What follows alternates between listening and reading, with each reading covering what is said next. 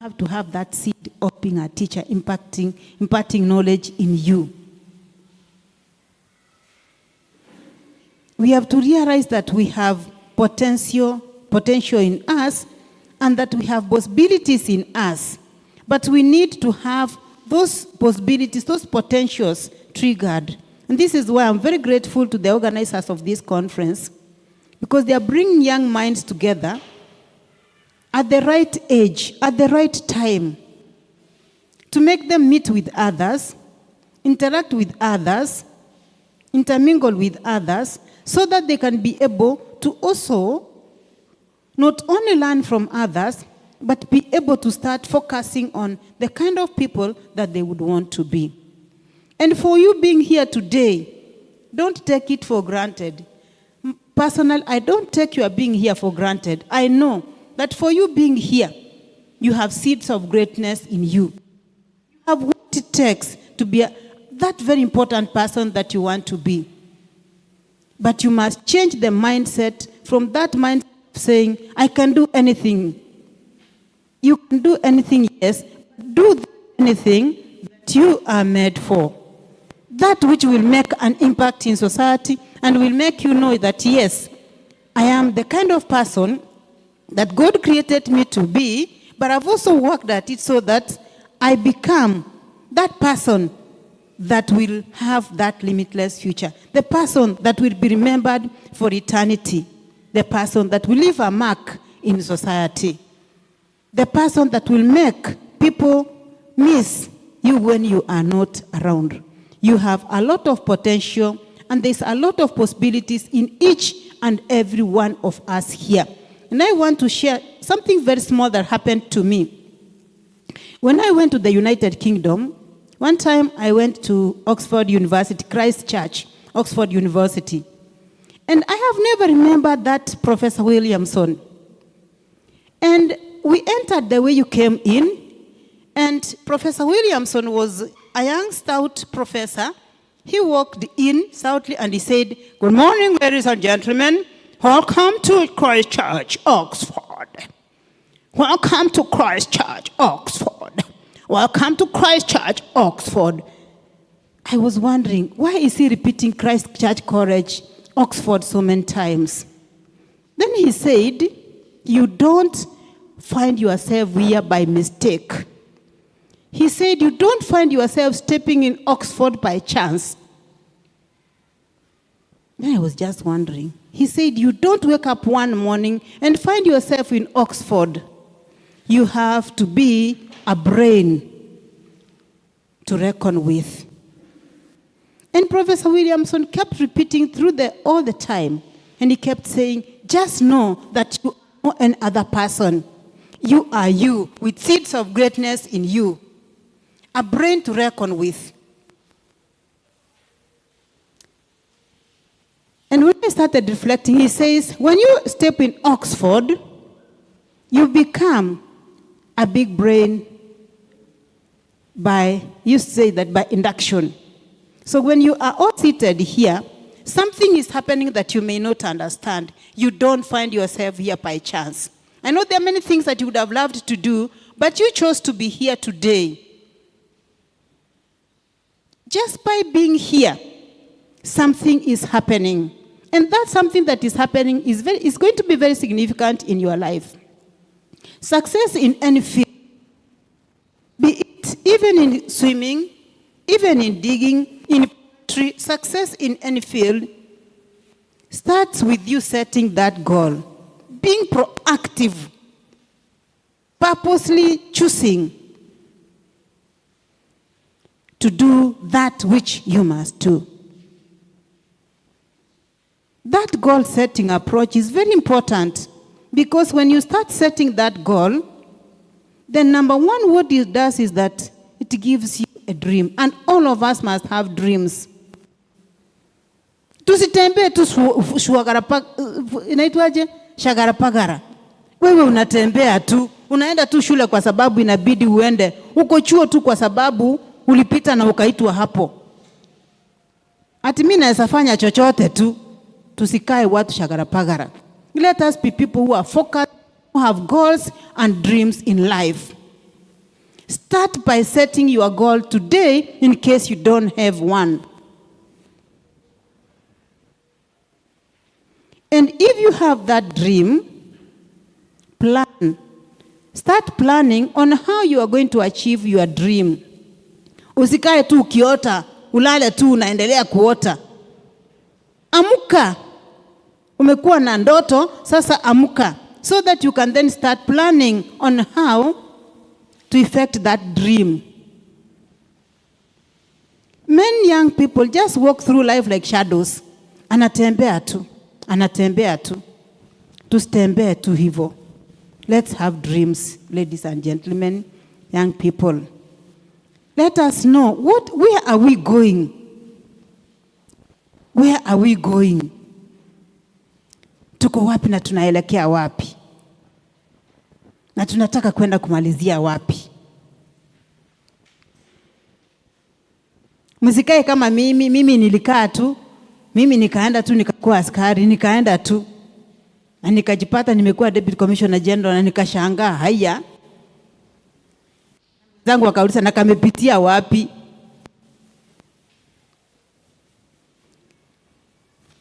But that aside, I planned for it.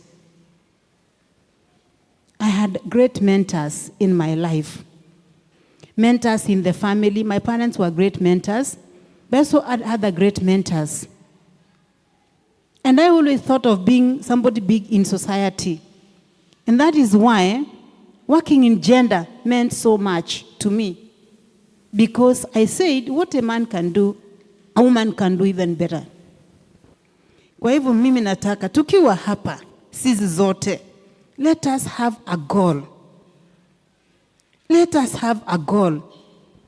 Let's not go through life without having goals, without setting our dreams, and without having plans. Once you have your plan, then work on how do you reach that goal? How do you achieve that goal? Hii plan yuko nayo. How do you execute your plan? How do you execute your plan? There is power in dreams. As people say, I want to be a pilot. That is a dream, yes, but there's power in dreams. Do you know that there's power in dreams? Mnajua there's power in dreams? Yes, I've seen young people say, I want to be a president. Na nakaa sana kabisa. They may not be the president of Kenya, but they can be a president in their families. They can be you can be a president wherever you are, because you have seeds of greatness in you. Say, I have seeds of greatness in me. I have seeds of greatness in me. Na mnaamini kweli? Mnaamini?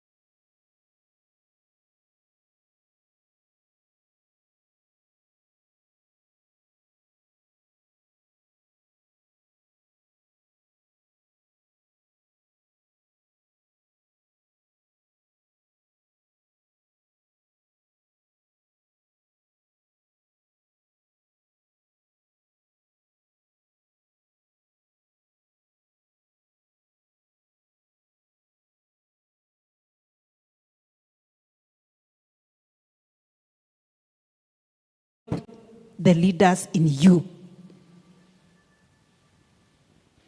And this is our business, to grow you and develop those seeds in you. And it is with a life and death implication. Si rahisi. Unajua hawa wako hapa, wameamua kwa vyovyote, whatever it takes to ensure that those seeds inside you grow. So this time, change your mindsets. Start looking at yourself, from a different perspective, from the perspective of a very successful person, a person with a dream that must come true. Like soldiers, take on new challenges. Soldiers take on new challenges. You go to that college and you are new, and they will start by assuming that you do not even know how to count one.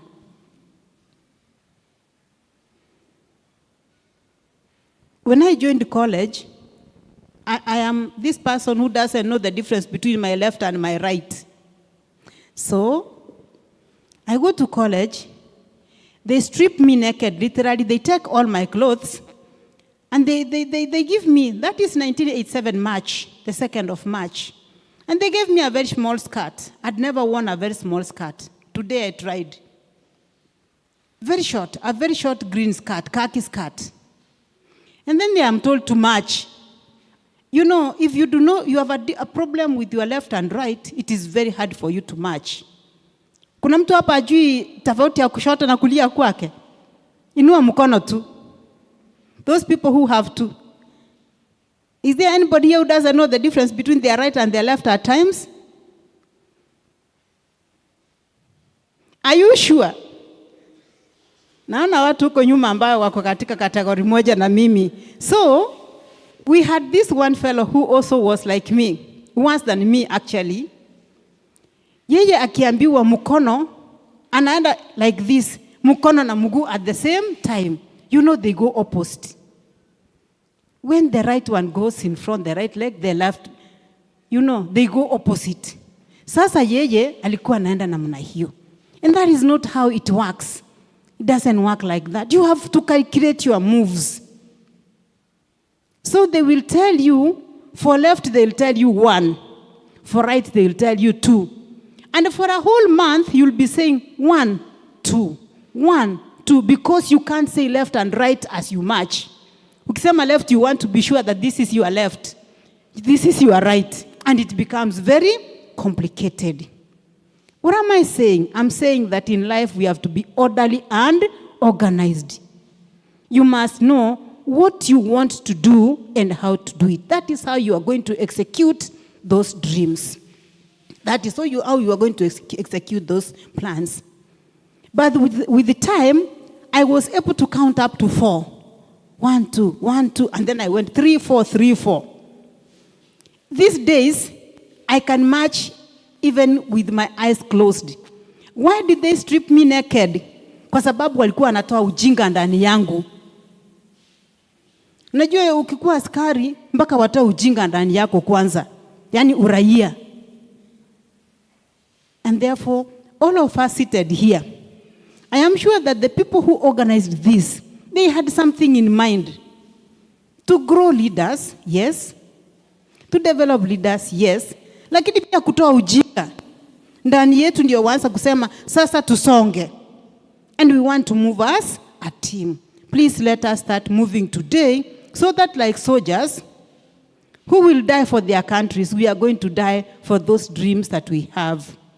Because successful we must become. We have no option but to succeed in life. Because hakuna vile, the CEO and the organizers of this conference, Delight International, will go out of their way to even source for speakers from the United States of America and all over to look for professors to come and waste time. Surely we must purpose to succeed, because we must start by having those dreams and executing those dreams by having good plans. So let us have those plans from today in case we didn't have them. And those goals, let's keep looking at our goals every day. And by so doing, we will be able, like soldiers, to even die for those dreams that we have set for ourselves.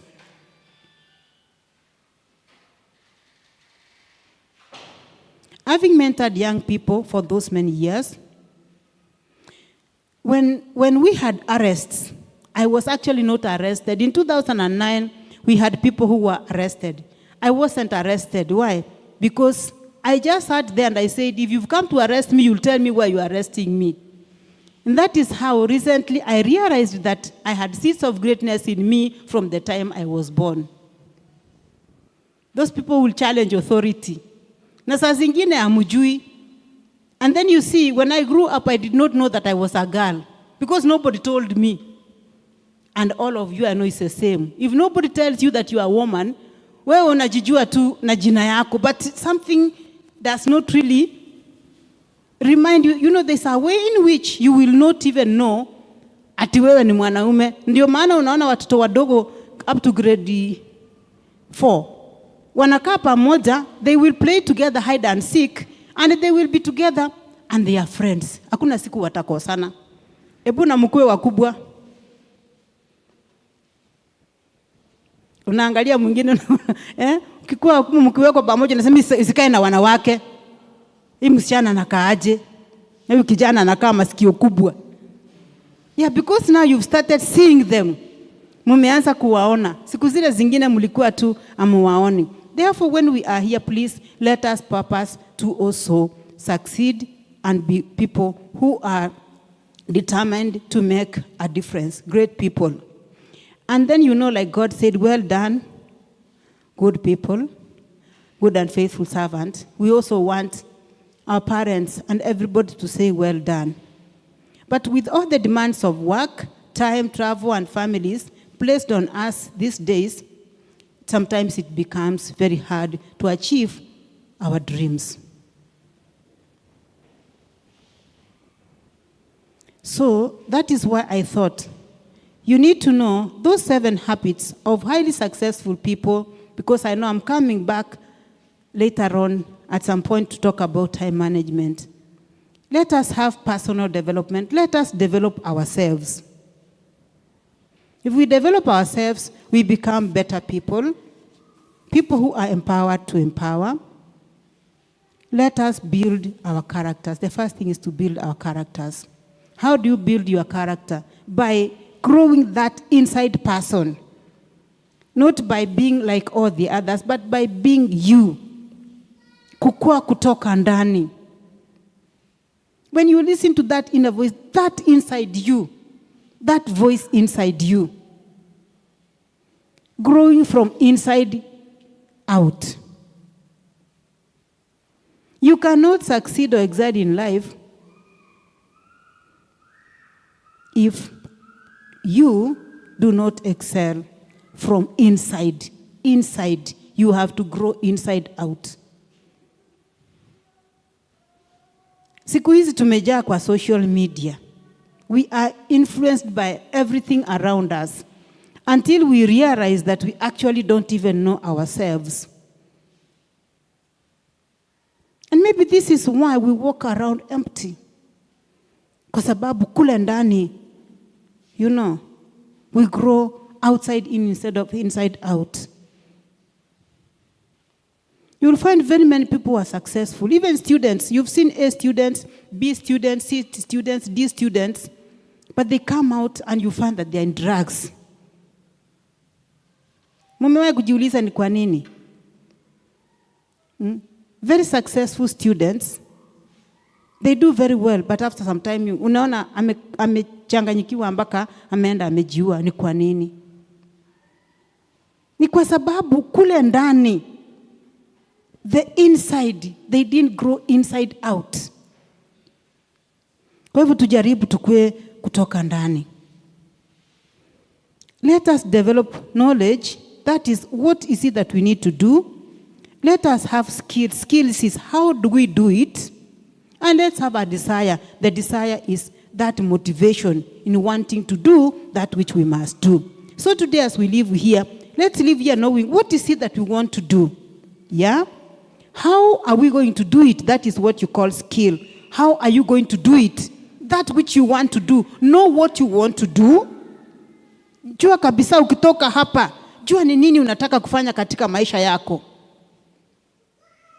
Have knowledge. Yes? And then also, jiulize, how am I going to do it? The skill. You have to get the skill. Mpaka utafute vifaa. Look for what will make you be that which you want to be. What you want to do, get the skills. Prepare yourself for that which you want to be. And then finally, have a desire in being that what you want to be. Use the skills. Ile maneno mnafunzwa shuleni, from life, get skills. The skills of what doing that which you want to do. How are you going to do it? How are you going to be the pilot? That business, mogul, how do you become one? You must have skills. Unataka kukua bibi. Na wewe uko class 2, grade 7, surely, sincerely. Jamani. Wasichana wangu. Unataka kuwa mzazi na wewe ni mtoto. So you see, you need, even mothering, to be a mother, you need to have knowledge on how to be a mother. Unataka kuwa mzazi, lakini kuwa na knowledge.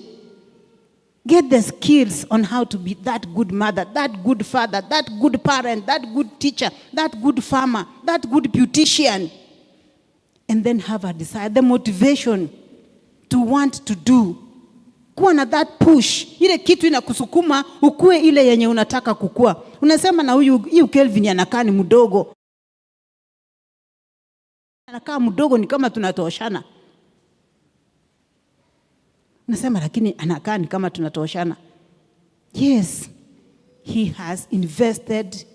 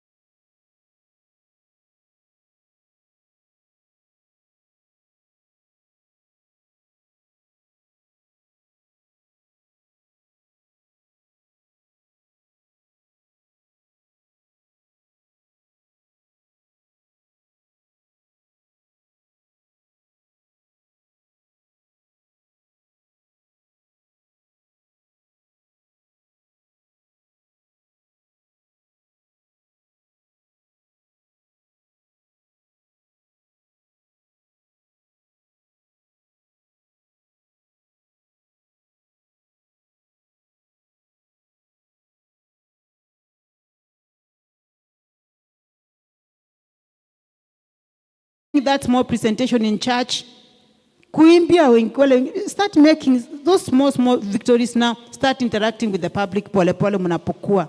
Usikae mtoto miaka yote unaamushwa, unalishwa, unataka tu ukae hapo. Kuna watu hata wameoa na anakaa kwa mama yake. Sasa hako mtoto tu. Lakini nyinyi sitaki mkue hivyo. Want you to become dependent because there are seeds of greatness in you. Naona vijana wanaambiana haki kwa mami sitoki. Umeamua utoki, utatoka tu. Imagine he's talking to me and he's there and he's saying haki kwa mama sitoki. But when time comes, because you have prepared yourself, because you have what it takes, you will just find yourself moving because sometimes it just happens naturally. Inafanyika tu najikuta unatoka. But you must plant. Hawezi faulu bila kupanda. You must plant. If you don't plant, you also can't harvest. So let us plant today. Let us start planning today so that when the time comes, we have something to also harvest. And when you have something that disturbs you, talk to somebody, all these people that you are going to meet here, so that they can be able to help you in a way. Tunapotoka kwa kujiamini sisi wenyewe, tumeenda sasa kutoka kwa sasa kujiamini. Kuna mtu ako na swali?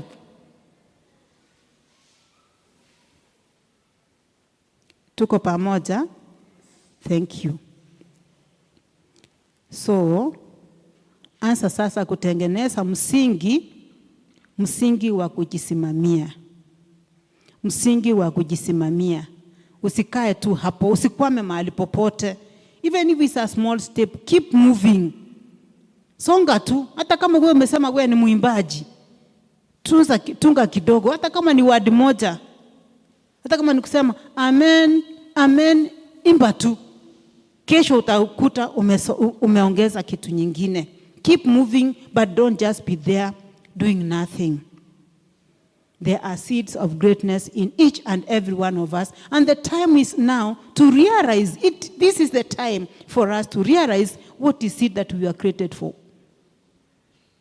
Hapo mahali umefika. Kuanzia hapo. Anza kufikiria ni nini unataka kukua. Where is it that you want to be? Usikwame. Start planning.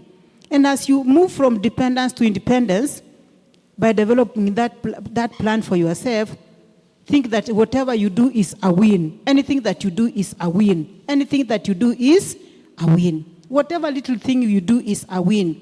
Even when you fail, it is still a win because that failure is what is going to help you work towards succeeding next time. Usikae tu hapo ukilia, toka haraka na usonge. Ukianguka chini, simama haraka, chipanguze na usonge and behave like you didn't even fall. Don't just sit there. Keep moving, keep moving, keep moving. But first of all, jaribu kuelewa what you are doing.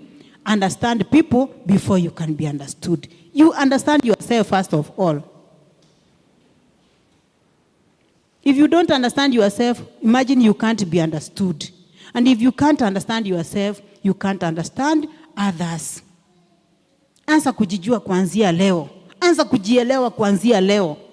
Ladies, don't just move. Move with pride. Mimi nakasirika naona watu anatembea kama mwili imekuwa mzito sana kwake. Tembea mpaka watu waulizane na huyu. Yes, so that they know you are a lady with a purpose. Made to go places. Ukitembea ukiwa kijana, tembea ni kama wewe ndio unaongoza hii nchi. Na hakika unaongoza in your own space, in your own unique way. Msiende kama maisha imekulemea, unaenda kila saa you are clicking, unavaa mpaka watu wanashangaa na huyu. Kwani ni nini mbaya? Ukitoka kwa nyumba, toka kabisa, ukiamua umetoka. Because you might be called to address people hata hapo kwa soko. Be prepared anytime. Because you have seeds of greatness in you. You have a dream. And you are planning to execute that dream wherever you are. Hapo mahali penye umefikia. Usisimame tu. Just move and be focused. Learn from people. Learn and keep learning. But first, jielewe wewe mwenyewe. understand yourself so that you can be able to now understand others, so that you can also be understood. And then learn to work with others. Usifanye peke yako. Kwa sababu hivyo tunatoka utoto, you are growing. And as you grow, learn to work with others. Develop some synergy. Don't just move on your own. As you grow, start now also reaching out to others. People have a lot of potential in them, and there are lots of possibilities.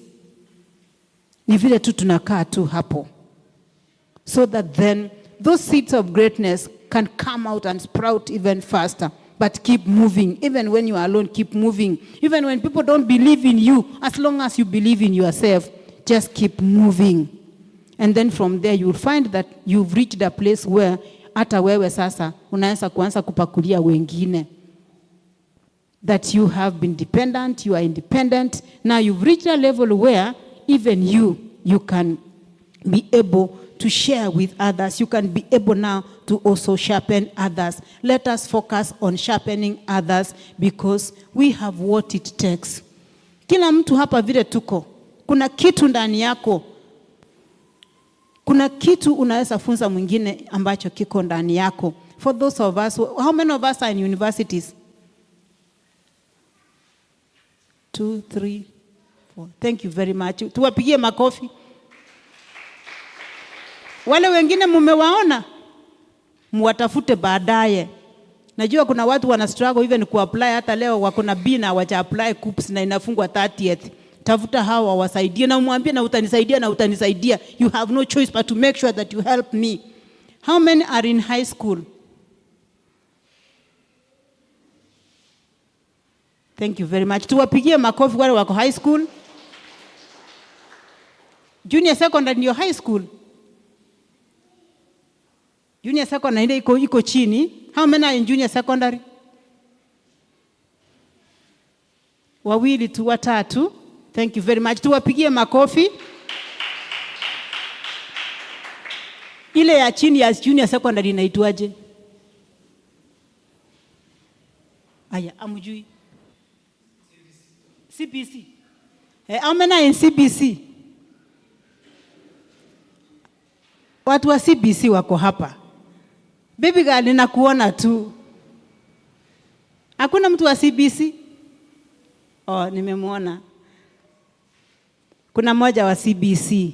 That is the best system. Competence based. So, why am I asking? It's because you can see we are all spread. There are people who are already working here. We have people who are in university. We have people joining university. And we have others below us. Mumeona hiyo ladder? Meaning we have infants. Meaning we have infants. Meaning we have everybody that we have here. And therefore we should be able to know somebody who can help us be that which we want to be because we have everybody in the room. And sharpen now the saw, mukate tu vizuri. And when I was reading a book last night, nilikuwa naona yule mtu ambaye alikuwa na, you know that man with the golden goose. The goose that was laying golden eggs. Ikataka moja akasema yenyewe ni kama dhahabu. Akapeleka ikapimwa akakuta ni dhahabu. It laid the next one, it was a golden egg. The third and the fourth were golden eggs. Who knows what he did finally? Inua tu mkono. Who knows what the man did finally? At the back. Alifanya nini mwishowe? Munajua. That fable, you don't know it. You know it. The man decided that he wanted to get the eggs, the golden eggs, so that he can become rich. So he killed the goose. Alipoyua, alipata hakuna mayai ndani yake. So I want to finish by saying, let us be patient in whatever we are doing. Let us take time to grow slowly. And I know that with that, we can be able to get where we want to be. Let's open our gates for growth. Let's open our gates for change. Let us have a change of mindset. Let us absorb. And at the end of the day, I want to say, be patient. Tusikue na haraka. Let us be patient in whatever we are doing. Let us be patient with ourselves. We are not the same, all of us. We are all different. Let us be patient with ourselves. We might finish university, we might finish high school, and we are not able to move to the next level immediately. Let us be patient, because growth is tender. Self-growth especially. You are holy ground as you are, and there is no greater investment than growth in you. Hakuna kitu kikubwa sana kama kuliko self-growth. Self-growth is tender. You are holy ground, but take your time, because the time is now. Thank you very much for listening. You are great people, and I want to pray that God gives you the grace to be that which you all want to be in life, and may the gates of heaven open so that each one of you meets that which they dream, that which they have set goals to achieve. Na mbarikiwe sana, sana, sana. Thank you very much.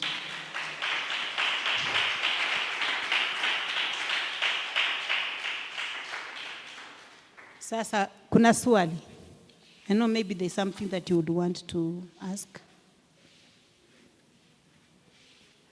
Muko sawa? Thank you very much. Mubarikiwe sana. But you already have my number somewhere, so if there's anything that you want to ask, you will ask. Unajua ukiwa askari, kuongea ni ngumu. Ukiwa umefanya na wafungwa miaka 36 kwa neti, kutoka uongea na watu in an open space can be very, very difficult unless you are a teacher like my Calvin. Thank you very much, and may God bless you.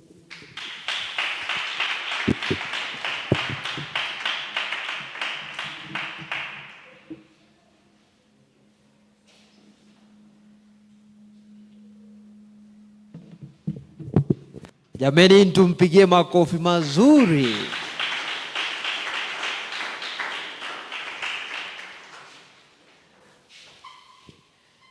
When I invited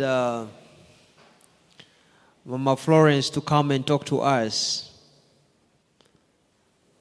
she simply told me I must come. She's been very busy in the past few days. She had traveled up country, then she left for a shamba somewhere in the outskirts of the country. She came back just the other day. Yesterday she was very busy. I was worried, will really she make it here? But yesterday when I spoke with her, she told me, Kelvin, I said, I must come.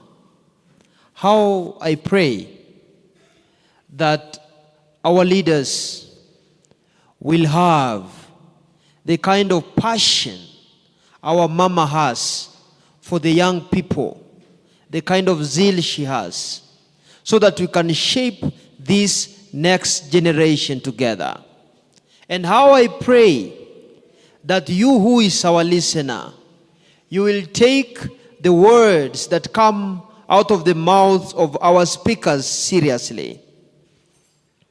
She has touched on a few principles, which I believe if you take them with the seriousness that they deserve, you will go very far in life. She has told us to believe in our dreams. We must have dreams. If you're not dreaming, then you're walking dead.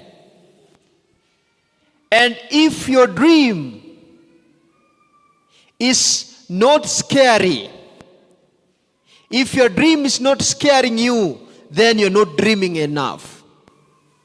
Your dream must be so big that it unsettles the people around you and it scares you as a person. She has also requested us to change our mindset. How do you perceive life? What do you want in this life? Whom do you want to be? How is it? How are you behaving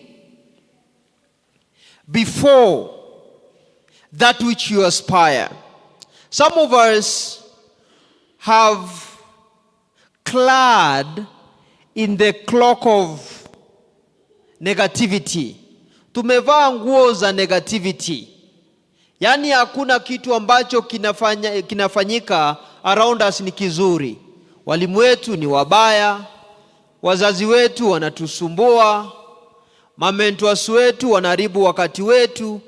Kile ambacho sisi tunakitaka ni kuchukua simu zetu, tuingie TikTok, tuingie Instagram, we laugh with people we don't even know, tunataka kuingia, we watch movies and so on and so forth. The mindset we have towards life is so negative that we need to change. She has also reminded us that we have a potential. Remember when we began, I told you that there is a seed deep inside each and every one of us. A seed that God planted that will meet a great need in the world. You have great potential. Amongst billions of people who are dead, billions of people who are still alive, and billions of people who are yet to die, there is nobody in the entire universe who resembles you. She has reminded us that we have a responsibility to leave a mark in the world. Why are you you? What is your business in this world? What do you want to become? Normally I joke with my friends. I tell them, you see, I am now 27 years old. In the next month I'll be 28 years old. But I aspire to retire at the age of 30. That at the age of 30, I want to have done amazing things in this world. I want to have made enough money so that now I can start traveling and maybe just inspiring people, going all around the world comfortably, because I spent my 20s very well. Wanasema, hey, bwana hiyo nayo umeenda sana. Wengine wanasema wanangoja miaka 60 na wewe unasema 30. But mimi ndio najielewa zaidi kuwaliko nyinyi, because mimi ndiye mimi. Hata wewe lazima ujielewe. Lazima ujue kile ambacho nakitaka, lazima ujue penye unatoka uliko sasa hivi na kule ambako unaenda. You must have a vision. You must live this world in a manner that you will leave footprints in the sandstorms of life, in the sandstorms of time, once you depart from the face of the earth. Amesema mambo mengi, sitayamaliza yote. Sasa nataka kumuinvite speaker wetu wa pili. Ni rafiki yangu sana sana sana, na nimejuana naye kwa miaka mingi. Wakati nilikuwa nataka kuanzisha hii kampuni yenye imeshirikiana na Kitengela Central SDA Church yenye imehost conference, nilimtafuta yeye. Tukaongea kwa muda tukaongea for a very long time.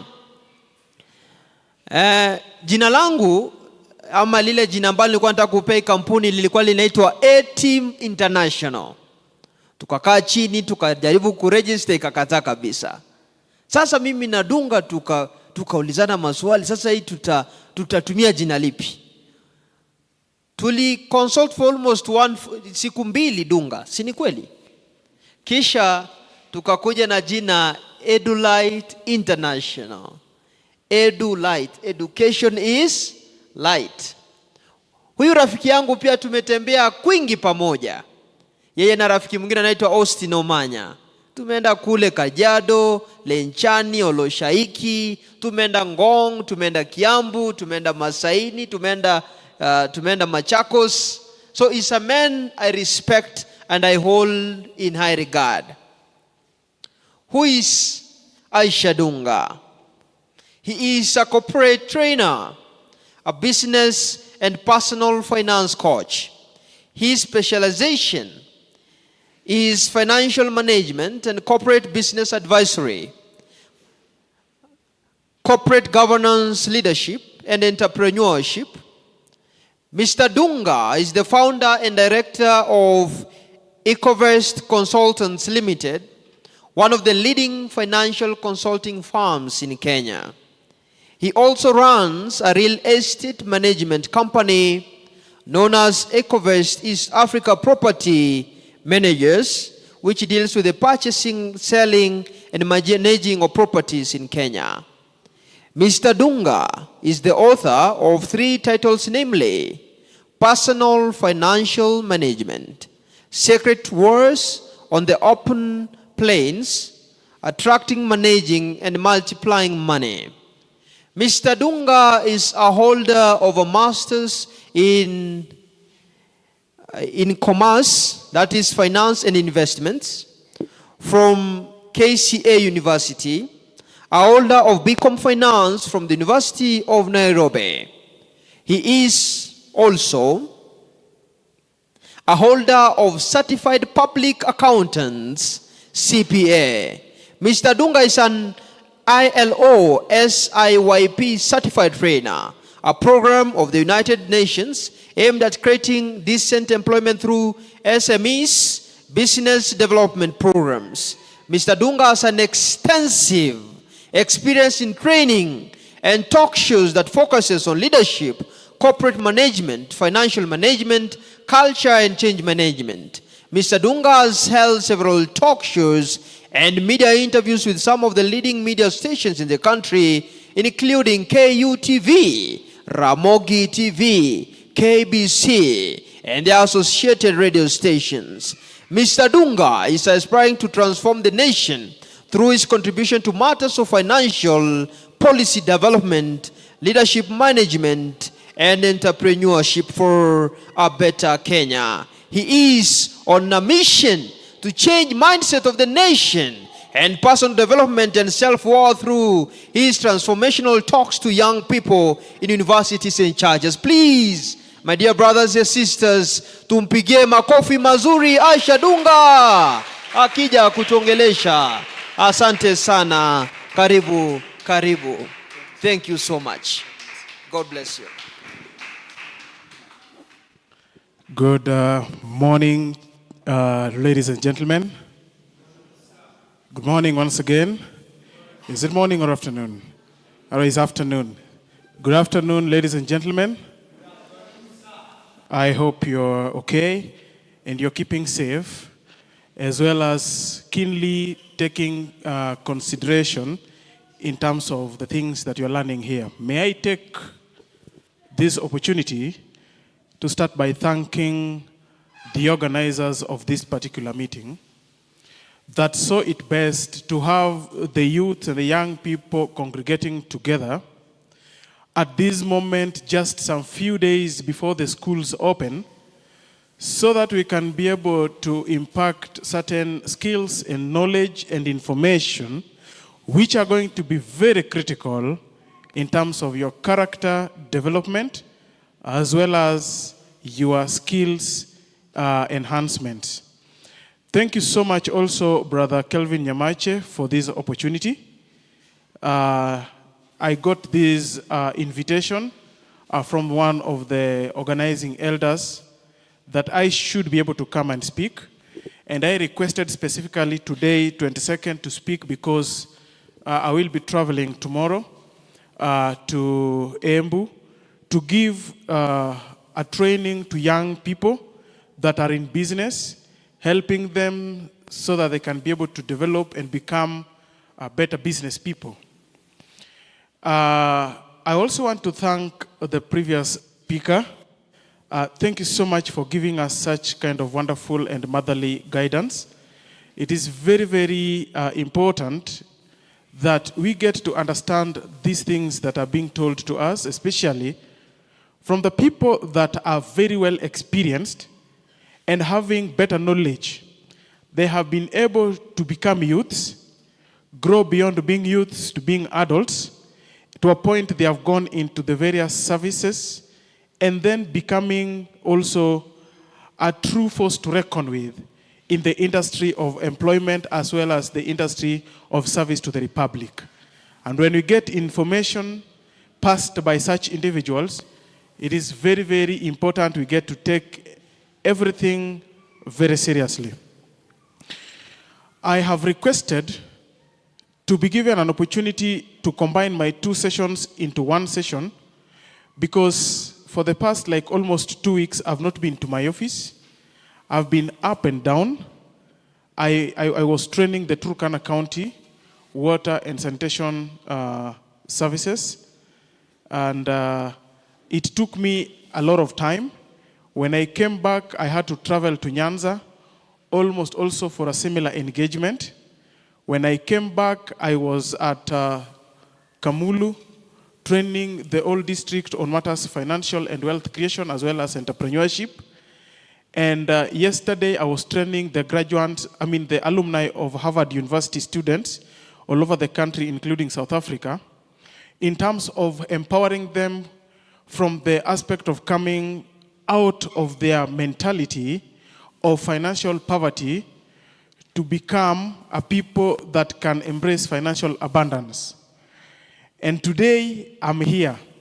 So I'm only having part of today, and then tomorrow morning to be in my office to reorganize and check on how things are going so that I can again go out. And I will be out for the next 2 weeks. So that is why I requested that I should be given an opportunity to be able to address you today, so that by the time we are done, then you can be able to proceed with other aspects. From what I was told to talk about, I was given an opportunity to address 2 areas. The first area was an area of identity, confidence, and mental wellness. And the second area is creating an individual with a character that is irresistible when it comes to your association. And so, these are 2 areas that I will combine into one, and then we talk. My presentation would combine both borrowed experience, personal experience, biblical experience, and some of the principles that I've been able to develop to back up my presentation. And so pay keen attention. If at all you have got books you'd want to write, I may not refuse that you shouldn't write. But I would ask you to pay your attention so that we can have a heart-to-heart conversation. We can have what we call one-on-one understanding of each other. So that at the end of the day, even if you will be leaving this place, you shall be in a position to remember some of the things that we have been able to talk about. Let me start by my first area that I'm supposed to address, and that is identity, wellness, mental wellness, and confidence. Ladies and gentlemen, identity is an issue that has bedeviled so many of the youths today. Identity has made young people to lose direction. Lack of identity has made people that were having very great potential to lose their lives. I want to bring to your attention that 3 days ago, a young girl that was very promising in her secondary education had gone out together with other friends to party. And when they went to party, they started drinking alcohol. And in their drunkenness, she felt tipsy and then lost her identity and then got into a certain activity that when she was informed with the videos leaking out of the things she did, she could not withstand being herself and facing the society as well as the parents. It forced this young girl to commit suicide. I want you to understand what lack of identity can bring to you. When you do not have an identity, that is when you will fall into the trap of influence of the friends. In my Form 2, I had a very good friend of mine. And this friend would come and call me out of class before breaks. And we go behind the classrooms and he removes a letter from the pocket. When he removes the letter from the pocket, he would show me a letter that has been done to him by a lady from the nearest boarding girls' high school. I would want to tell you how I would blame myself for not having a girlfriend that could as well write to me letters. I asked him, could you also go and introduce me to some of these ladies so that I can also be receiving the letters? In fact, he was very glad to do so, because partly that could have been the reason as to why he was introducing me into such kind of event. We went one day. We closed the school just a day before the closing of the boarding schools. And then we went to that school. It's called Mawego Girls High School. So we go to Mawego Girls High School. So we go pretending that we are going to church. So we go to church, hoping that we are going to meet these ladies. Apparently, the day we were going, they had changed the schedule. That these ladies would come to worship first, go is when the rest come. So we missed them. So we said we will go another day that they are going to be closing the school. And so we walk. We go, we shave our hairs very nicely. We used to have a certain style of shaving that would make us appear handsome. And then we go. And then we used to go and buy a certain, type of perfume. Although the problem with those perfumes is that once you put them on, flies will be following you everywhere. So after putting on the perfumes, we would go and wait for these ladies at the gate. So after waiting for the ladies at the gate, then we would identify the target. After identifying the target, now this man tells me, now you walk with this one, and then he walks with the other one. The problem with me is that he didn't tell me that even after, as we are walking, what do we say? So one thing that I was good at, I was good in class. And I was good. In fact, my performance from high school, if you look for my classmates, they will tell you that I was number one all through, from Form 1 to Form 4. So I thought being academic-oriented would give me a leverage without even talking.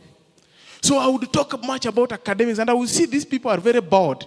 By the time we reach a distance of about 5-10 kilometers, we have talked CRE, we have talked mathematics, we have talked chemistry, we have addressed so many issues. But I realized that the persons that I'm talking to are not interested so far in that. Then when we finish and then we meet with my friends, he asks me, how did it go? I say that we talked so much about so many subjects. But then he asks me, what about the main subject? I didn't know how to introduce the main subject. My friend started holding my hand on how to tell me so that I could know how to do these things. Why was I looking for the knowledge and understanding on how to do these things? It is because I felt my friend was far much better than me. One, he was brown. In the Luo region, a brown lady and a brown gentleman can automatically be described as handsome. Even if in the normal standards they may not meet the standards of being described as so. And so this young man was very brown. So he used to to be admired so much by the ladies. So even when I walk with him, you would even see. And sometimes I felt like my esteem was going down. So identity is a very serious component of a makeup of an individual. You are seated here, but then you are stressed up as a young person. Why? Because you feel that people do not want to sit next to you. That is one. Secondly, you do not have friends that you think you should be having. That is two. Three, you think that you're not wielding enough influence within your cycle. So it makes you to become stressed up because of lack of identity. And that is why I want to bring to you the aspect of an identity. Let me give it 4 components of self-identity. And the first component, I will say, is personality. And the second component, I would say, is potential. And the third component, I would say, is purpose. And the last component, I would say, is passion. What did I say to be the first one? Personality. Second, potential. Third, purpose. Last, passion. So let us look at these four aspects of getting to identify yourself. Now let me start with personality. Understanding your personality is the very first step of self-identity. What did I say? Understanding your personality is the very first step of self-identity. If you cannot understand your personality, then forever in life you will be grappling and suffering from what people say here, what you think here, what people think about you, how your parents talk about you, how outsiders talk about you. You will always have a problem with who you are. Have you ever heard of those people that do not sleep when they hear somebody say something negative about them? Haven't you? You've seen those people that do not take it lightly when you say anything about them that is maybe negative. If you have not been able to understand yourself, you will always find it difficult to know that people can talk about you, people can think negatively about you, people can always see you as a bad person, yet you are not a bad one. In class, there are people that have been isolated because maybe when somebody does something wrong, they would go and report to the teacher. In the workplace, there are people that have fallen in the wrong hands of their colleagues simply because they have been straightforward and doing things in the right way, and their colleagues think they should do things in the other way. There are people that have been left alone, not because they were wrong in what they did, but simply because they did not move with the majority in whatever they were supposed to be doing. Let me tell you, in the very first time that I finished my my high school, I had scored all subjects A plane. And I went to teach in a girls' high school. As a teacher, I had my morals and my standards. But in the school, there were also expectations from the principal, the teachers, and the subordinate staffs. As if that was not enough. Now the students as well had their expectations about me. And one thing that had been very common in this school was that there were certain elements of relationship that emerged between the teachers and the students. Such that if you are a young teacher, you would realize that there were those people that were having some hidden relationship with the students. But one thing that I told myself, that I would not get engaged with a student who is going to school in any kind of intimate or opposite sex relationship affair. So when I was in that school, my strictness resulted into isolation. I was isolated, number one, by some of the clique of the students that thought I was not playing along. I was isolated by a section of teachers that felt that I was pretending to be good. I was isolated by certain sections of the members in this school because of my stand. In your identity, you will be isolated. You will think that something is not right with you. But I want to give you an assurance today that always stand your ground in order to understand, in order to know and defend your identity. So, when we are talking about your personality, I will bring to you 4 types of personality temperaments and their characteristics that can also help you to know and understand deeply who you are. First, we have what we call the sanguine temperament. Secondly, we have what we call the choleric temperament. Thirdly, we have what we call the melancholic temperament. And fourthly, we have what we call the phlegmatic temperament. How many did I call? How many temperaments did I mention? 4. First one? Sanguine. Second? Yeah? Choleric. Third? Third? Melancholic. Fourth? Eh? Phlegmatic. Now, some of you, when you fall under this personality, you start to admire another personality or another temperament. And then it makes you to think that you are not normal. And let me start with the sanguine personality.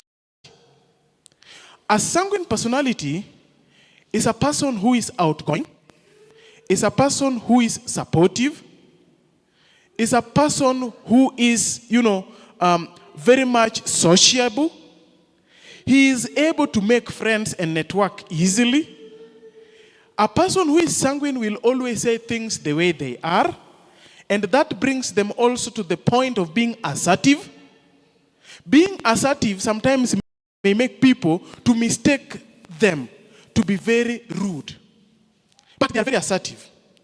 Sanguine people, wherever people are, they always want to stand out. They would always want to be the ones that are being seen. And sometimes many people may make such kind of statements. We anakuanga na kierere. Have you ever heard such kind of statements about others? Eh? Hello? Are we together? Tunaelewana? Have we ever had such kind of statements being said about others? Huyu anakuanga na kierere sana. Kumbe, the personality temperament is sanguine personality. Such kind of an individual may in many occasions be found to be the one who can be in charge of a group. So they are also able to make very good leaders because their mobilization skills are very high. They are able to mobilize and be able to make things go the way they want. The second personality that I've talked about is called choleric personality, correct? Or what? Which one did I talk about? The second one? I talked about choleric. So, choleric personality, these are people that are always determined and dominant. Determined and dominant. You know, such kind of a people, when they are in a place where others are, they don't talk a lot. They also don't, put a lot of pressure in whatever. But when they talk, everybody would want to follow what they have said. Have you ever seen those people, maybe a group of individuals? Kuna kajamaa haongeangi sana, but he's very influential. If he says, bana, hiyo 20, hiyo naye hatuwezi fanya. Unapata tu kila mtu anasema, yeye hatufanyi. Yeah, hiyo hatuwezi fanya, hiyo. In fact, they are very good organizers of strike. They can even say that, no, this one, and they will organize and then they will not appear to be the organizers. You will not even see them in front. Choleric people are always self-driven. They always know what they want. They always understand, what it means to be confident, motivating. But one thing that you have to understand with the choleric people is that they are very intolerant. They do not tolerate a number of things, nonsense, they don't. Then they are inflexible. Once they have put their mind here, that is where they want to go. You cannot be able to change them. Then they are very demanding and aggressive. And apart from that one, they are always overloaded and stressed up. You meet them, sometimes you realize that they are doing a lot of things at the same time. That is choleric personalities, temperament. So you have to understand, where am I? The third one is called what? Melancholic. These are people that are always conscientious and cautious. Conscientious and cautious, but very organized. These are people that when it comes to career, they can always make very good employees. And apart from making good employees, they can make very good managers. Because you simply need to tell them this direction. Once you tell them it is left, if anybody comes with right, they will never listen. They make very good watchmen. Tell them that this gate is supposed to be locked and it should not be opened until we give you the go-ahead. They will do that exactly. Melancholic. Melancholic people are also people that are, we can say, are very detail-oriented. They would want to know that what is it after that? Thereafter, then, and you see, once they have understood what you are saying, they will take that one as the gospel truth. So, for a melancholic personality, you change the story, they get mad and they get annoyed. You change your previous statement, you already throw them into disarray. You change instructions, they become confused. So that is why sometimes a teacher may say that we want you to get to class by 7. So even if other things were happening that were much more important by more than getting to the class, a melancholic person would rather stop and get to class by 7 because that is what the instructions says. Are we together? Is somebody learning about himself or herself here? Are you starting to understand who you are?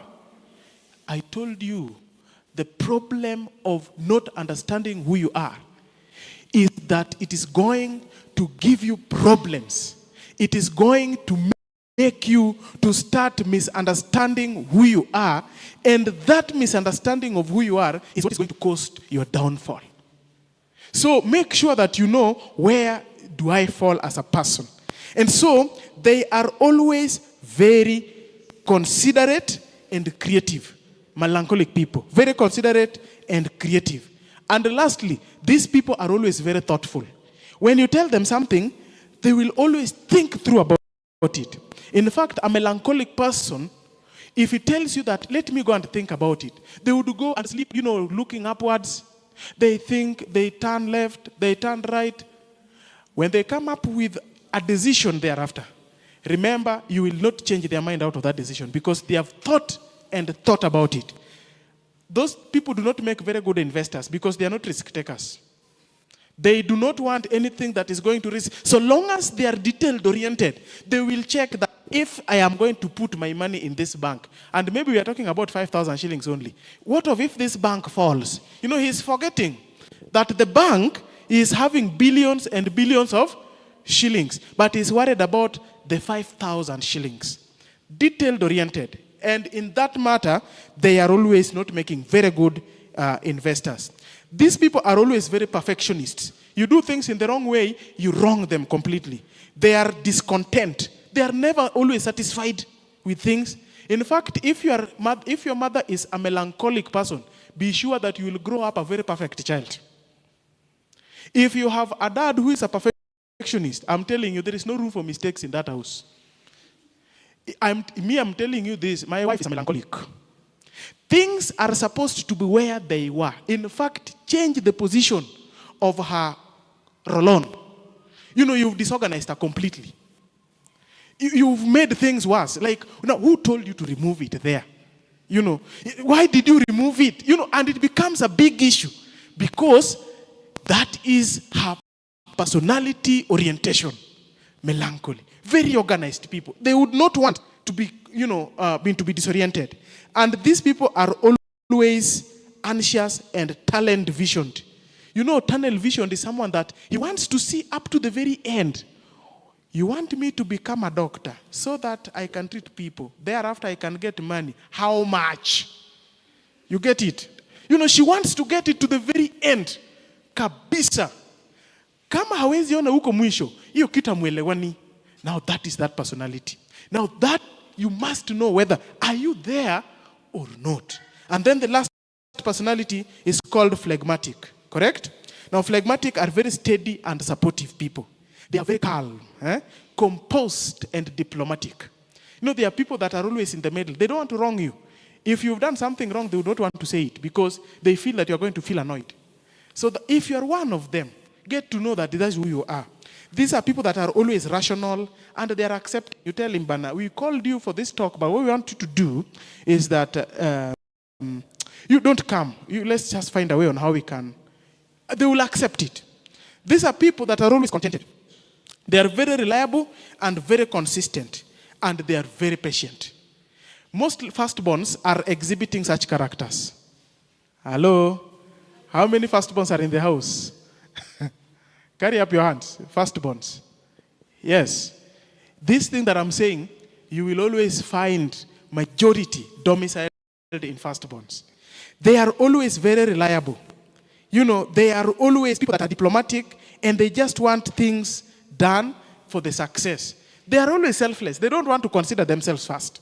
They want people to benefit so that they can benefit later. They won't have a problem when you go first, they come second. You know, that kind of phlegmatic persons. What happens is that these people, they always lack certain type of drive because they feel that it's about others first before them. Then their ambition sometimes is a little bit low. But others have also learned to become very ambitious due to the fact that they are firstborns. They are people that sometimes are socially shy. They don't want to make, friends. And even if they make friends, they are not very much to make the first move. Then they are always very, permissive. Ukiuliza hii, okay, sawa. Ukitaka hii, okay, well, it's okay. They don't have that resisting capability. They want to tell you no, but they can't tell you no. These are the people that tell you, sawa, let's do it. Then anaenda, then anakuandikia text in the midnight. Sorry, it was not possible. Because they didn't have the guts to tell you the no. Phlegmatic persons. That is who they are. So identity in your personality will give you the greatest influence of your life if you ever want to succeed in anything that you'd want to do. If you understand who you are, you will not fight in school. You will not fight with your neighbor. You will not fight with your spouse. A person who understands himself or herself will not lift a finger to slap another one thinking that he's teaching that person what we call a lesson. Never. Because of understanding who you are. When you are aware about yourself, you will not get into betting. I was reading a story this morning where a young man who is at Starehe Boys High School, and this young man is in Form 3. The school has been closed and now the schools are opening. He's being given school fees to go and pay. Now before being given the school fees, he asks of the brothers, help me with 2K. A high school student asking for 2,000 shillings. You see, now you have to really get worried. 2,000. Then after being given the 2,000, after 3 days, he's asking for 5,000. So it's like, hey, what is happening? Only to come and realize that this boy has gotten into what we call aviator. I don't know how aviator works. I'm a finance consultant. And every time that we do what we call financial modeling, and also revenue model for companies, and advising them on matters of their technological and systems makeup, we have to understand that what possibility are we having in this system bringing money? What possibility are we having that this system is not going to make the owner to lose money? And so when we are creating or advising on the creation of such algorithms, you must be able to program the algorithm in such a manner that whatever comes in, there must be a certain thing, a percentage that is being retained. Meaning, nobody, in no circumstance, can everybody win. Correct? And you bring in the aspect of possibility and probability.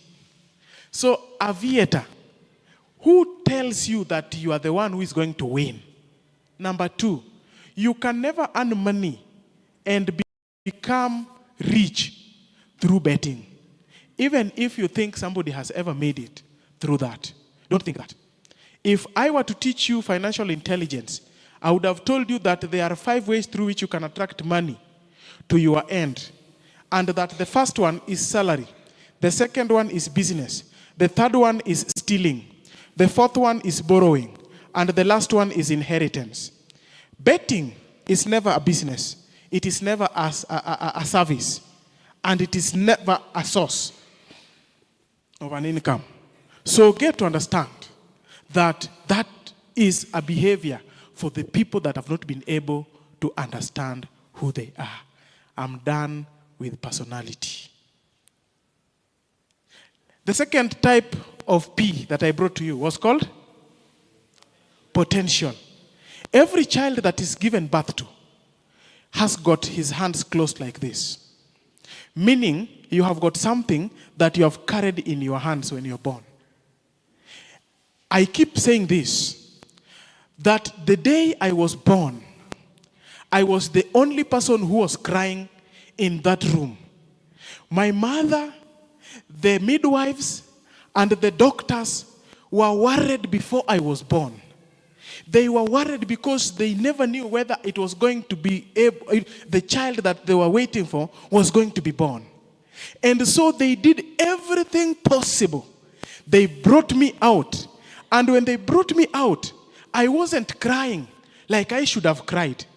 I was slapped both from the back and from the bottom and from the front so that I could cry. Immediately, I cried. Everybody else started laughing. That there could be a circumstance in your life that you will be the only person crying as everybody else are laughing. So I say, if I can cry when everybody else is laughing, I want to work on my potential to a point whereby I achieve all the goals.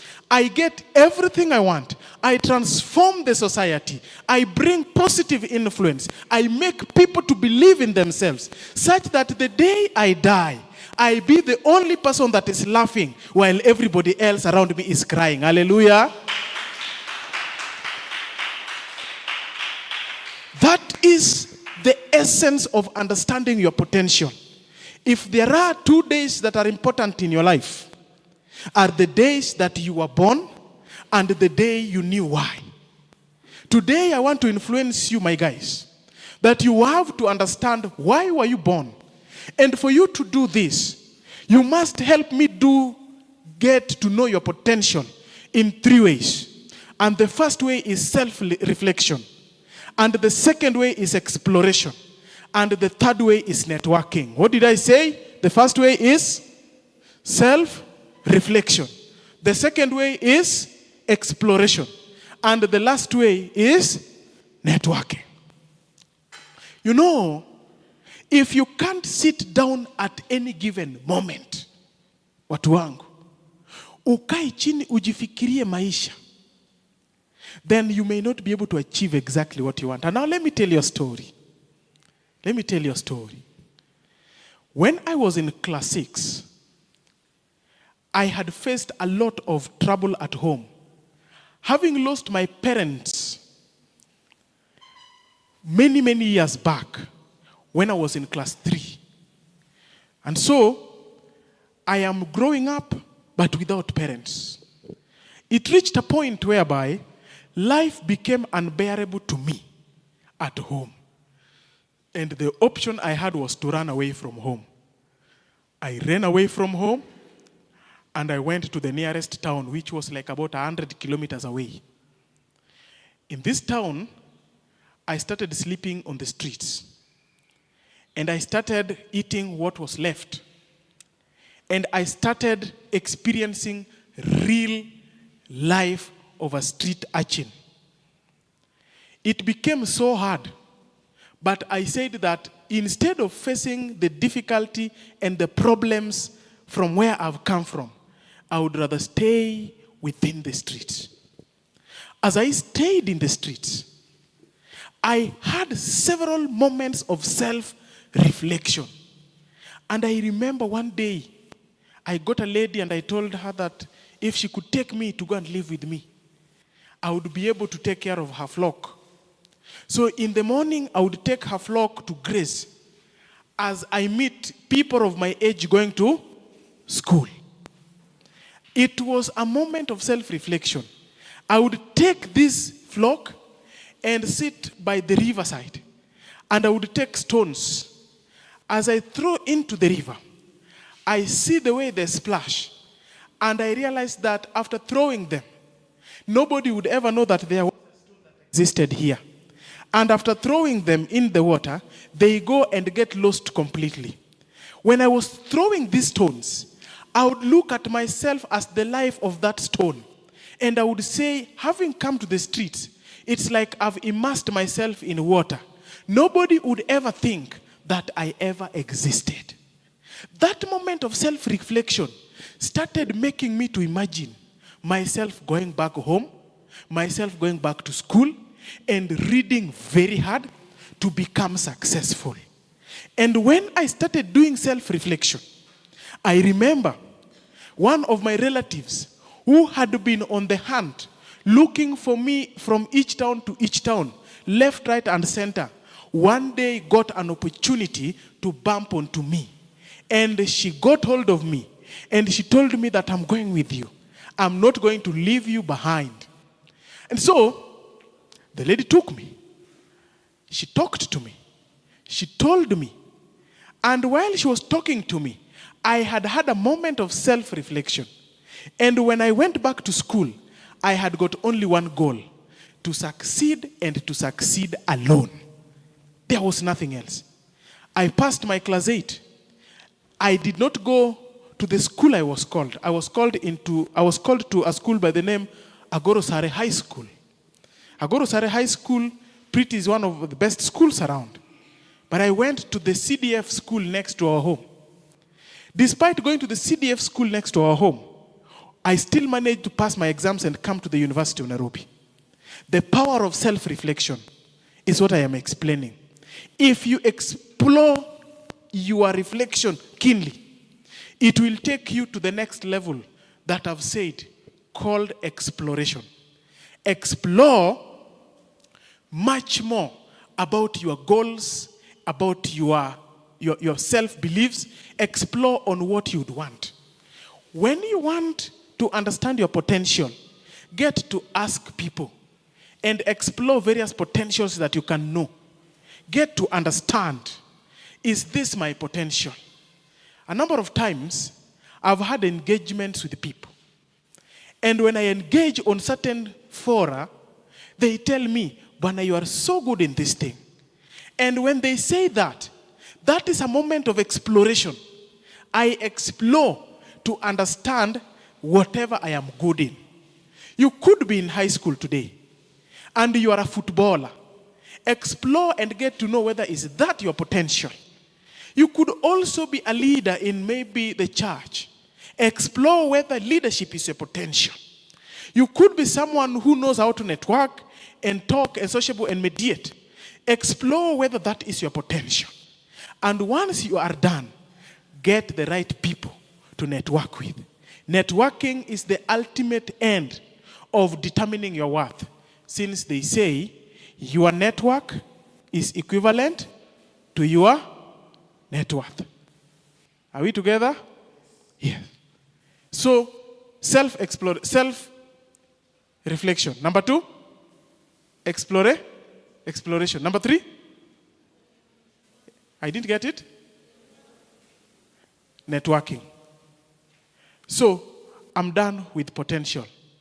Number 3, we said was purpose. You see, each and every one of you, you have got a reason as to why you are born. The day that reason ends is the day you will exit.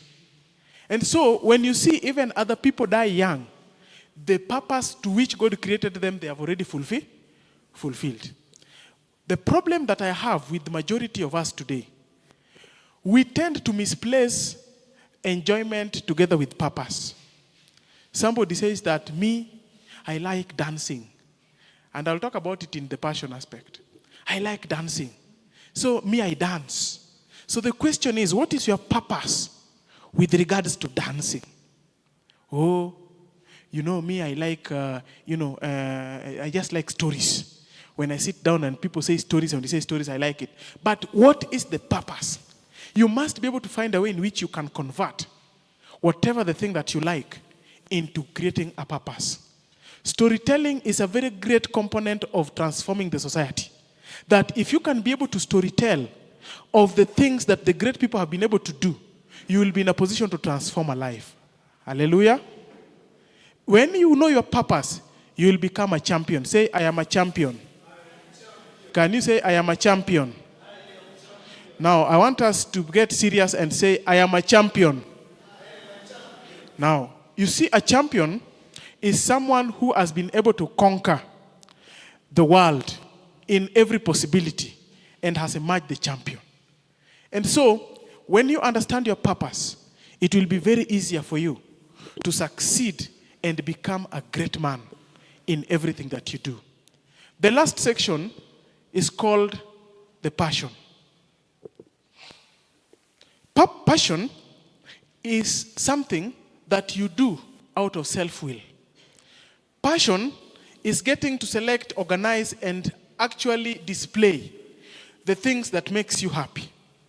When you are passionate about teaching, you will teach even without being paid. When you are passionate about, volleyball, you will be playing volleyball even if you are alone in the field. When you are passionate about reading culture, you will be reading even when you are alone.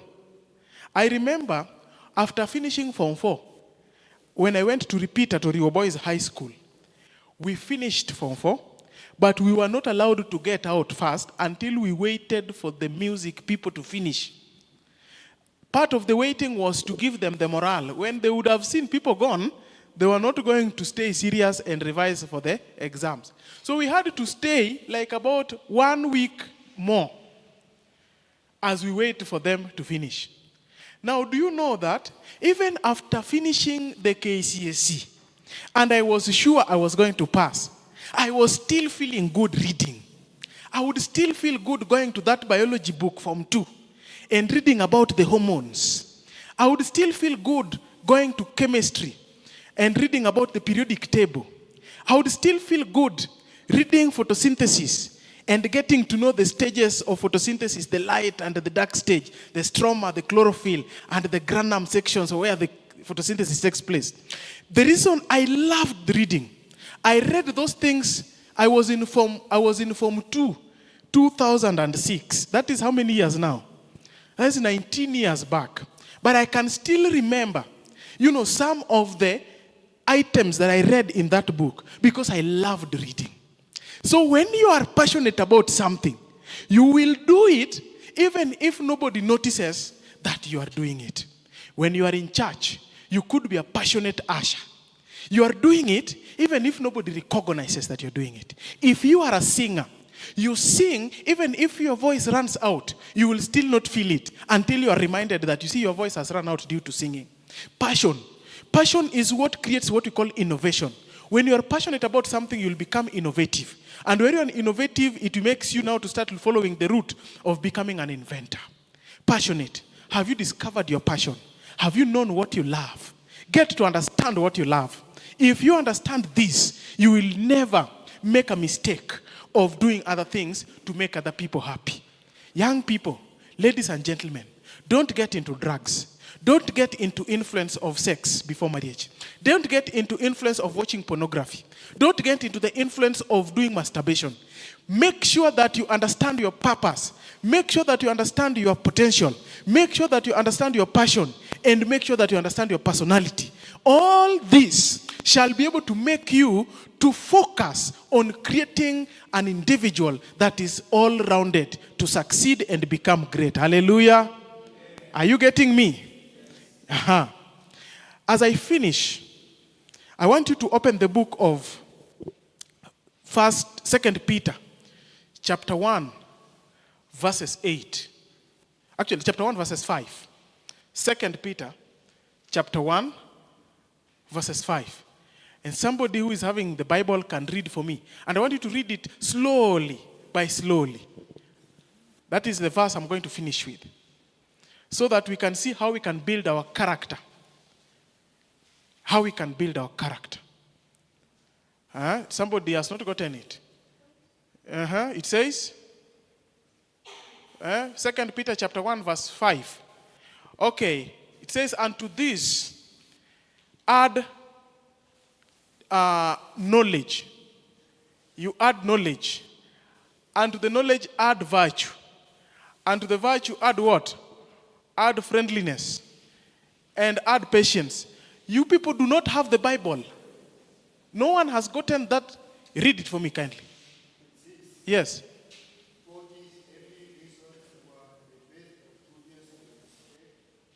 Endelea.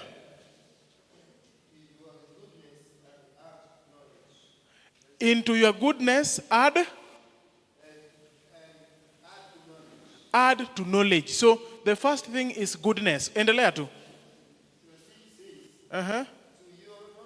To your knowledge, accept, control. You're saying self-control, correct? Proceed.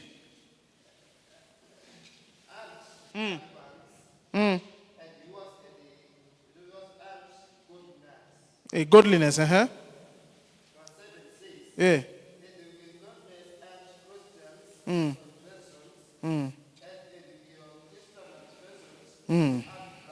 Love. From my version, it says this. And besides this, giving all diligence. There is no way a young person is ever going to grow to become full of character without diligence. You must be diligent. You're told to do your assignments, become diligent. You're told you're supposed to be able to go and do certain tasks, become diligent. When you are supposed to deliver into your workplace, become diligent. And it says, add your faith, virtue. In everything you're going to do, make sure that you add your faith and virtue. Become someone that is believing onto the things to come, so that at the end of the day, the godliness will make you to develop a good character. And to virtue, add knowledge. How do we get knowledge? Knowledge we get through listening, we get through knowledge through reading, and we get knowledge through even the way we interact with the people. And so, if you want to get knowledge, I normally say this in my talks, that there are 5 foundational levels of education that a person should be able to have in his life in order to approach the ladder of greatness. And that 5 foundational level of education, number 1 is called religious education. Number 2 is called personal education. Number 3 is called professional/market education. Number 4 is called academic education. And then number 5 is called financial education. You can never become great without understanding the 5 foundational aspects of education that can create you to become a better version of yourself. And so thinking about religious education, acknowledge God, acknowledge the Creator. Number 2, personal education. I've taught you about personality, correct? Number 3, professional education. Make sure that you understand the business within your profession. If you are a doctor, what is the business in your profession? If you are a teacher, what is the business within the profession that you are in? If you are probably an architecture, apart from being employed, which business can you derive from that? That is what we call market education or professional education. And then number 4, you now understand what we call academic education. Many of you may not be able to understand this, but academic education should help you perform or receive 4 things. Number 1, the knowledge of how to read. And number 2, the knowledge on how to write. And number 3, the knowledge on how to think. And then number 4, the knowledge on how to calculate. If you cannot be able to gain those 4 areas, types of knowledge, then it's very difficult for academic education to help you in your life. And then the last one is financial education. Learning the aspects of attracting, managing, and multiplying the money that you shall have been given. You will be taught on financial intelligence by another speaker. But get to understand those are 5 foundational aspects of education that an individual should be able to have. So gaining knowledge, very key in terms of ensuring that you do that. As that verse continues, it says that, and then to the knowledge, temperance. Many of us want to do things too much. You want to watch DJ Afro, makosa. Up to saa 10 asubuhi. You want to, even sometimes when it comes to riding a bike, you want to do things excessively. You must exercise temperance. Temperance is moderation aspect that will make you to be conscious before deeply emerging into something. And then, into temperance, make patience. Today, young people want to make money in a snap of a finger. You want to make money. Be patient. Be patient with your education. Be patient with your knowledge. Be patient with your growth. Be patient with everything that you're doing. You will understand the essence of patience, since they say patience pays. Then from there, look at it from patience, godliness. Godliness become godly. And then into godliness, brotherly kindness. And brotherly kindness, embrace charity. Ladies and gentlemen, a talk that goes beyond 1 hour is always boring. I don't want to surpass, because I promised that I would leave you exactly at 1 to go for your lunch. But develop a character so that by the time you're going to be judged, you're not going to be judged by the color of your skin, but you're going to be judged by the content of your character. It has been said that the ability to achieve your goals do not just come from the physical strength, but as Mahatma Gandhi says, that it comes from indomitable will. The will to succeed and to become better. That will that can create you to become a better version of yourself is the will that you should be able to follow. Let me finish by this particular story, that a certain hen has been born from an egg. And the hen does not have wings. The hen does not have hair. It is cold. The cold has come, and the wind has come. It is being blown, and it is being seen as there is nothing that this hen can be able to become. This hen is being despised by other hen, seeing that it is looking like a hen, but again, it is looking like meat. So other hens start to poke it. And then, once upon a time, as time grows by, this hen starts to develop hair. It starts to develop hair all over the body. And you know, when it was starting as if nothing was going to happen to it that was positive. But as time goes by, it starts to develop hair. And when it is developing the hair, it starts also to grow in size. This hen is soon discovered that it is not just a hen. Actually, it is a male one. And a male one is called a cock. It's called a cock. So it is somehow a small cock that is trying to come up. Very soon, this cock starts to develop feathers that are heavy on the wings. And the feathers that are heavy on the wings are making it to start looking bigger and better. And as time goes by, people start to recognize that this is just not now a hen, a small, chick, but it is now a cock. It starts now to crow. When it crows, the whole village starts to wake up, and they say, which hen is that is crowing?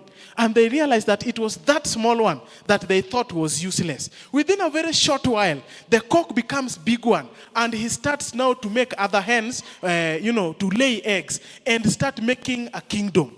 And that hen is now becoming a very serious and seasoned empire. And that is the empire I'm seeing seated here. Today, you could be not having the hairs, but I'm telling you, you are going to grow into a full cock. Hallelujah. May God bless you in Jesus' name.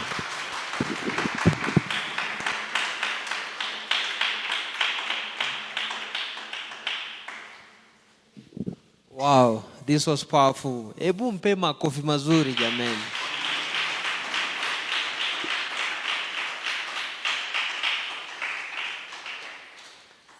Aisha Dunga has always been this guy who delivers.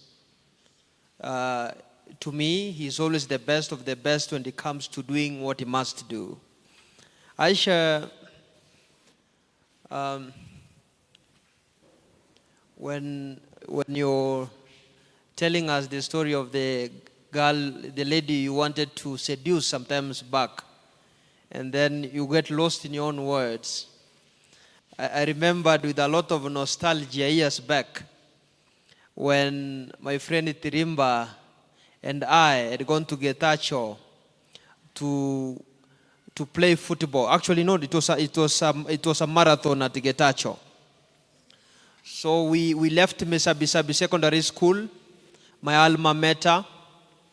I remember I was going to run ile 100 meters. Na rafiki yangu yeye alikuwa ni cheer squad. So tumeenda pale, tumefika Getachew, nikapata miwani ilikuwa inauzwa shilingi 50. Ilikuwa ni miwani mieusi. Sasa wangwana, ukivaa miwani kuna venye unapata courage, sijui natoka wapi. Sasa nikavaa miwani, naangalia kila mtu, nadhani hawanioni na mimi pekee na waona. Tirimba akaniambia si tujaribu, kuna wasichana hapa wametoka Ichuni Girls, tunaweza jaribu. Sasa ukitoka Misabisabi, ilikuwa ni shule moja ndogo sana pale. Ukienda kwa shule kama Ichuni, Moi High School, Gesusu, Kisii School, hizo ni shule kubwa, hata kuinteract inakuwa shida kidogo. Na wale ni wanafunzi ambao walikuwa wanajua Kiswahili na Kiingereza. Sisi ni kujaribu tu. Sisi ni watu wa village. Ni kujaribu tuone kama mambo inaweza enda sawa sawa. Mimi nikaenda pale nimejiami na miwani yangu na kizungu kidogo ambacho mwalimu wangu Mr. Nyanducha alikuwa amenifunza. Tukampata msichana mmoja, alikuwa ni mrembo sana. Ni kama uso wake ulikuwa umeumbwa kwa mavumbi ya nyota. Nikaambia Tirimba, huyu ni wangu. Na yeye akaniambia wacha nijaribu kukuingia.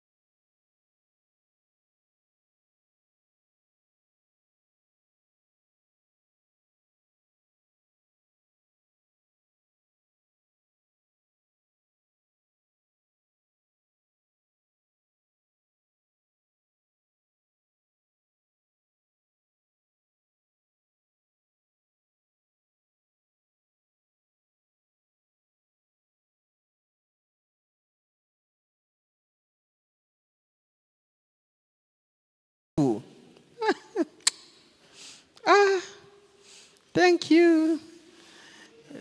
And then I was like, wow, this thing is working. This thing is working as I expected. So Masha, tell me, which school are you coming from? Na unajua nimeona uniform yake tayari, najua natoka Ichuni Girls, but bado nauliza kwa sababu kuna script unafuata. Ni kitu umeandikiwa, unafuata script polepole. Nikamuuliza akaniambia, wewe natoka Ichuni? All right, wow. So, I'm in love with you. I saw you and I was attracted to you. I thought I can come and I tell you that I love you and I want you to be my wife so that we can get many children. We start a family together. It's okay. I'm also in love with you. So it happened so quickly. Sikuwa na expect hivyo. Because nilikuwa nimejipanga sasa akikataa nilikuwa na mambo